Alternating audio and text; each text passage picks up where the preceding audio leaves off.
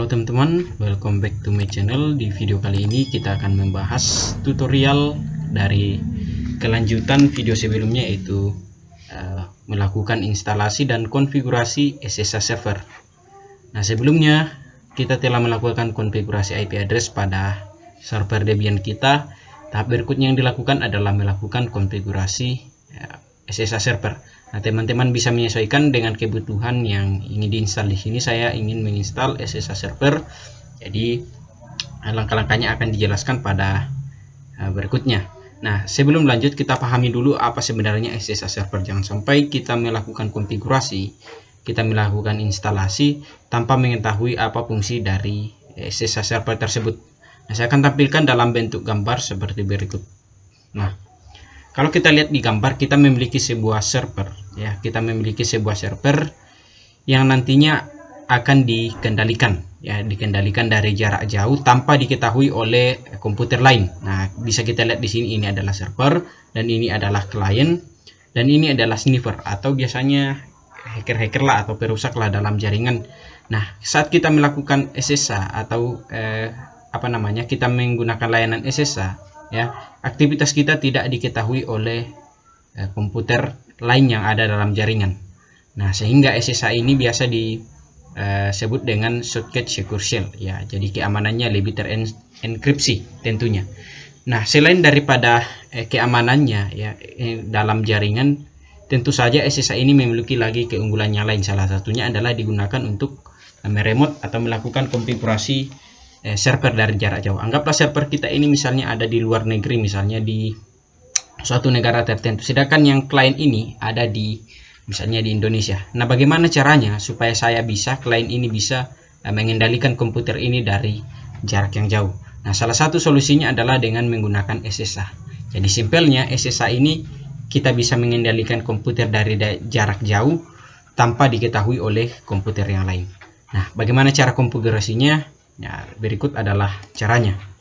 Nah, pertama-tama yang kita lakukan adalah tentu saja menginstal aplikasinya. Secara umum aplikasi SSH ini biasanya langsung terinstall ya biasanya sudah ada paketnya di dalam Linux Debian, tetapi perlu diinstal terlebih dahulu. Nah, perintah untuk menginstalnya adalah apt-get, ya, saya pakai Y di sini, install SSH. Biasanya SSH seperti ini. Nah, ya, yang perintah ini SSH, atau saya tulislah supaya lebih gampang.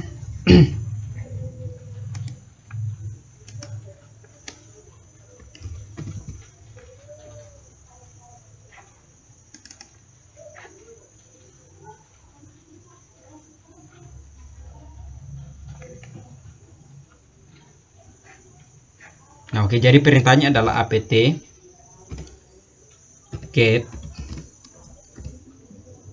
spasi, ya, apt spasi get datar-get spasi datar y install SSH.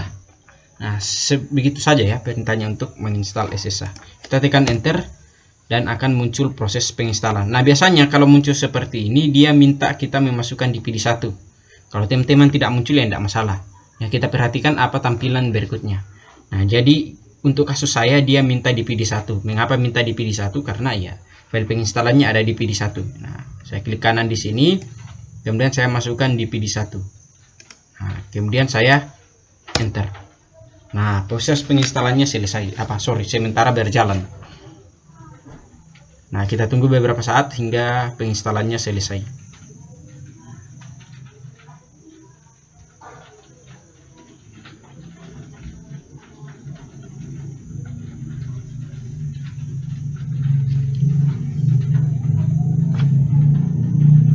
Oke, setelah selesai, ya, yang dilakukan selanjutnya adalah mengedit file konfigurasi sehingga SSH ini bisa berjalan dengan baik. Jadi perintahnya adalah nano /etc/ssh/ssh-dconfig. Nah, jadi perintahnya saya tulis lagi di notepad, ya, untuk mengedit konfigurasi dengan menggunakan nano /etc/ssh/sshd_config. Nah, kemudian kita tekan enter. Saya tekan enter di sini dan muncul tampilan seperti ini, ya, seperti di layar. Nah, perhatikan yang akan kita edit di sini. Jadi perhatikan kursor saya arahnya ke mana. Yang pertama ada di menu port. Nah, port ini kita ganti port defaultnya, bukan pakai port default 22. Mengapa kita ganti portnya? Supaya ya tadi ya keamanannya lebih terjamin, lebih ada keamanannya. Kalau kita menggunakan port 22, port defaultnya ya bisa saja diketahui oleh orang lain dan bisa digunakan oleh orang-orang tersebut. Nah, jadi saya ganti di sini portnya misalnya 2022 ya, 2022. Nah, kemudian yang berikutnya adalah ini, listen address. Listen address ini saya ganti dengan menggunakan IP server kita. IP server kita kemarin ya, karena ini masih lanjutan konfigurasi yang kemarin, adalah 192.168.1.1. Nah, kemudian yang berikutnya adalah yang kita ganti ini ya, yang baris terakhir di bawah ya. Yang permit login ini kita hilangkan juga pagarnya. Kemudian prohibit password ini kita ganti dengan permit root login, ganti dengan yes. Nah, sehingga ya kita bisa memiliki akses tertinggi, yaitu akses root terhadap server kita. Kalau kita tidak yes di sini ya, maka kita tidak bisa melakukan edit atau melakukan konfigurasi dari jarak jauh. Nah, setelah itu, setelah kita edit ini ya, kita simpan. Nah, cara untuk menyimpannya dengan menekan seperti biasa ya, sama ya, Ctrl tambah X ya bersamaan, kemudian tekan Y, kemudian tekan Enter. Nah, seperti berikut ya. Saya tekan Ctrl X, kemudian saya tekan huruf Y, kemudian saya tekan Enter. Nah, setelah itu kita restart konfigurasinya sehingga konfigurasi ini bisa berjalan.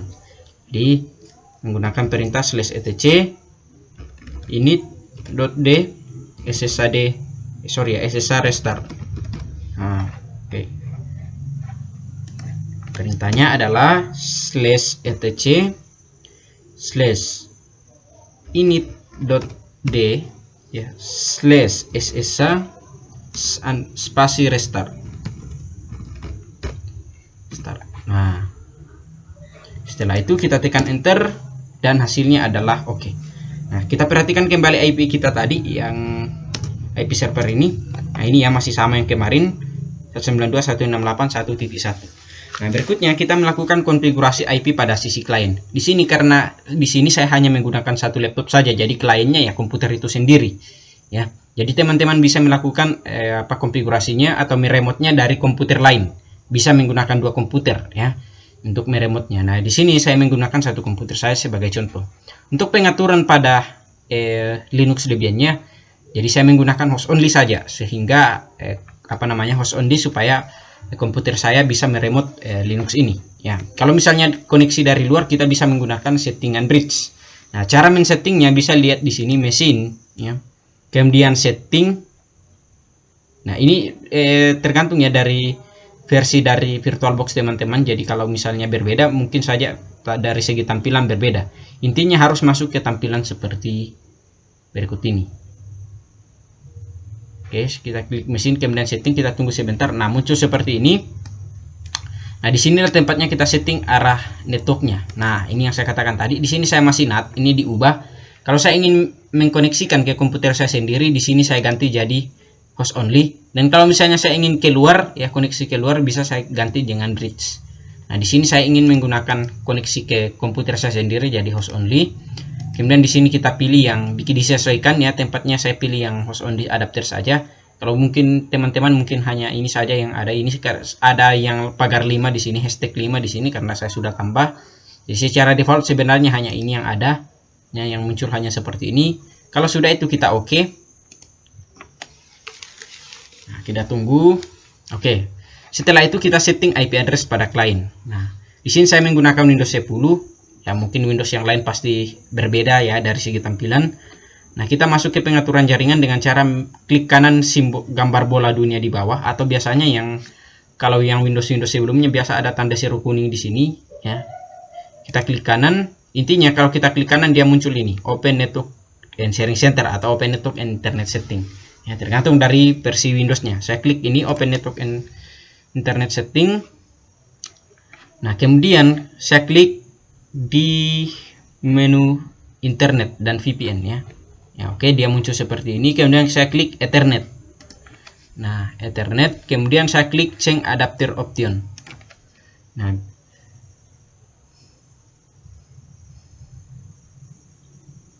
Nah, biasanya kalau Windows versi sebelumnya dia akan dia muncul berbeda ya tampilan, yang seperti misalnya Windows 8 ya atau Windows 7 pasti berbeda dari segi tampilan ini.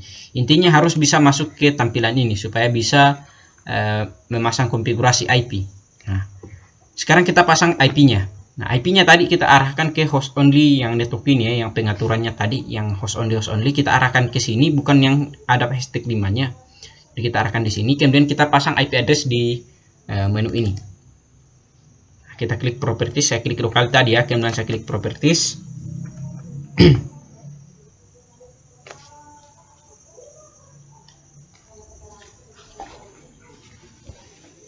Nah, kita pilih yang IP versi 4 ya, yang ini Internet Protocol version 4, kemudian properties lagi. Nah, di sini IP-nya masih kosong, Nah, kita isi dulu IP yang akan kita gunakan. Sebelumnya kita menggunakan IP 192.168.1.1. Nah, kita menyesuaikan di sini. Nah, berarti IP yang boleh kita gunakan adalah 192.168.1. Bukan lagi 1 ya. Mengapa bukan lagi 1? Karena IP 1 ini sudah digunakan. Jadi boleh 2. Nah, atau 3 atau berapapun yang tidak digunakan. Ini kan sudah digunakan ya dalam jaringan ini, digunakan oleh server yang satu ini, sehingga tidak boleh lagi digunakan. Jadi kita ganti dengan 2. Netmasknya sama ya, /24 berarti 255.255.0. Kemudian gateway-nya ini adalah IP server. Nah, IP server kita 192.168.1.1. Yang DNS-nya kita kosongkan saja. Hanya ini 3 baris, yang 3 kotak ini, 3 kolom ini yang kita isi. Kemudian kita oke. Jika muncul pilihan seperti ini, kita yes.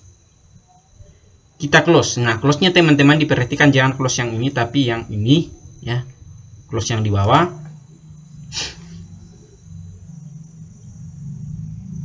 Kemudian kita close lagi. Nah, setelah itu ini juga saya close ya. Setelah itu ini juga saya close. Ini juga saya close. Nah, yang berikutnya dilakukan adalah kita ping.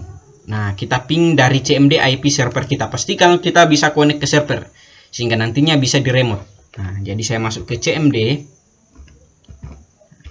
dengan cara menekan tombol Windows ya, bisa dengan cara tekan tombol Windows seperti ini. Kemudian kita ketik CMD seperti ini di bawah. Kemudian muncul tampilan seperti ini, command prompt. Kita klik 2 kali. Nah, oke, kita ping IP server kita tadi, ping 192.168.1.1. Nah, harusnya connect seperti ini baru bisa lanjut ke tahapan berikutnya. Nah, yang berikutnya yang kita lakukan setelah connect seperti ini ya, sudah reply from ya. Kemudian kita lakukan remote. Nah, remote-nya menggunakan aplikasi. Aplikasinya adalah aplikasi putih. Silakan teman-teman download di internet yang belum memiliki aplikasi ini. Ya, search saja di Google, download aplikasi putih, maka akan muncul yang seperti ini. Nah, saya jalankan aplikasi putihnya. Kemudian hostname ini adalah IP server kita tadi. Kita isi seperti ini. Kemudian portnya tadi yang kita sudah ubah sebelumnya ya, yaitu dengan menggunakan port 2022 ya di sini. Jadi itu juga yang kita pasang di sini nanti. Nah, 2022. Setelah itu kita klik ya, open. Nah, kita tunggu hasilnya dan muncul seperti ini. Jika muncul, kita pilih saja accept di sini, kita terima ya. Nah, setelah itu ya muncul tampilan login seperti ini. Ini sebenarnya adalah tampilan login dari Debian kita yang ini. Nah, ini kalau saya lakukan konfigurasi di sini yang di putih ini, nanti yang di Debian juga akan terkonfigurasi. Mengapa? Karena ya tampilan yang ini sebenarnya adalah ini. Nah, cuman saya istilahnya saya remote lah dari jauh ya. Anggaplah ini server saya ini ada di jauh ya, di suatu tempat yang jauh, dan ini adalah klien saya di mana saya meremote komputer ini. Nah, coba kita login dengan menggunakan user daripada server kita ini sebelumnya. Nah, usernya sama, root ya. Passwordnya berapa? Passwordnya yang waktu penginstalan kemarin ya, passwordnya adalah 12345. Saya coba tekan enter. dan hasilnya sama seperti ini ya. Jika kita lihat, nah hasilnya sama ya, yang rootnya di bawah sini yang namanya sama dengan yang ada di sini. Nah sama-sama ya, sama dari Segios name. Coba saya matikan komputernya, saya coba init 0 ya, saya matikan dari jarak jauh, dan hasilnya adalah komputer yang ada di sini seharusnya juga mati. Nah, koneksinya langsung hilang dan server saya di sini juga langsung mati. Artinya remote-nya sudah berhasil. Jadi mungkin itu saja untuk pertemuan kali ini, untuk materi kali ini. Pertemuan berikutnya kita akan membahas tentang cara melakukan konfigurasi DHCP server pada Linux Debian. Sekian dan terima kasih banyak.